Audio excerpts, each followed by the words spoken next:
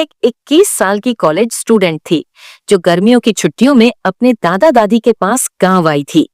गांव का नाम था रामपुर और वहां एक हवेली थी, ठाकुर हवेली, जो बरसों से बंद पड़ी थी।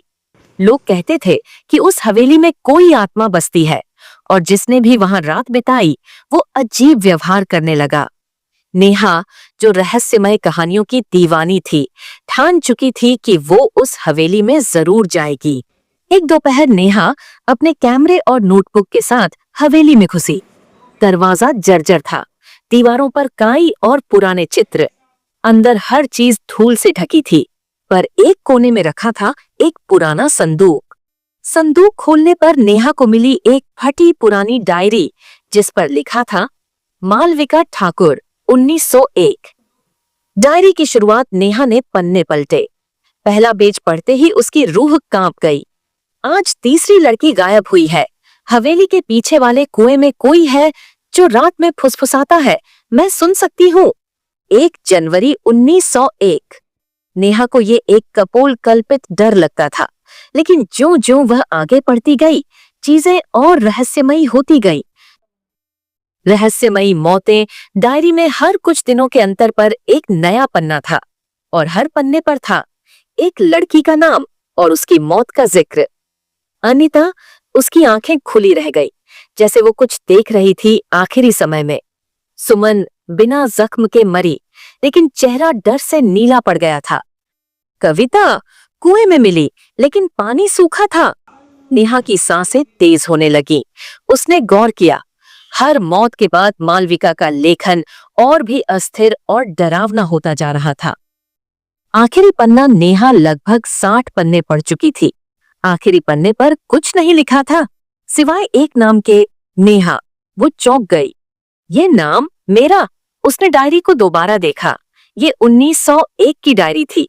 तब कैसे उसका नाम इसमें था? उसी समय एक जोरदार झोंका आया। हवेली का दरवाजा खुद ब खुद बंद हो गया।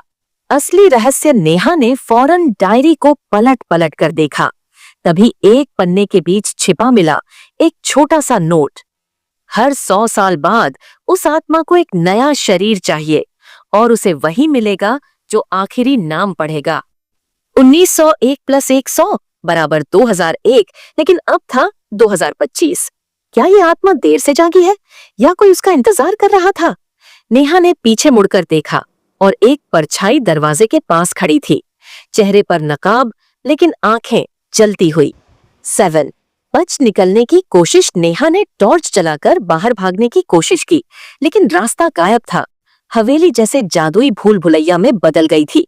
दीवारों पर अब वो सारे नाम उभर आए थे, अनीता, सुमन, कविता, और सबसे नीचे लिखा था नेहा 2025। नेहा समझ चुकी थी, अगर कुछ नहीं किया तो वो अगली बन जाएगी।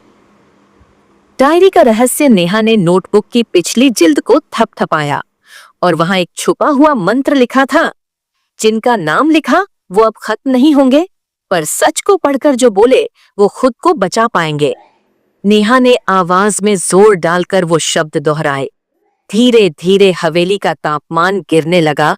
परछाई चिल्लाई, ये नाम मेरे हैं, मेरे। लेकिन नाम दीवारों से मिटने लगे। अंत सुबह होने से ठीक पहले नेहा बेहाल हालत में हवेली से बाहर निकली। उसके हाथ में अब भी डायरी थी, लेकिन उसमें अब कुछ नहीं था। सभी नाम मिट चुके थे, जैसे कभी कुछ लिखा ही न हो। नेहा समझ चुकी थी, हर 100 साल में आत्मा जागती है, पर इस बार वो नाम पढ़ने वाली नहीं, बल्कि सच बोलने वाली निकली।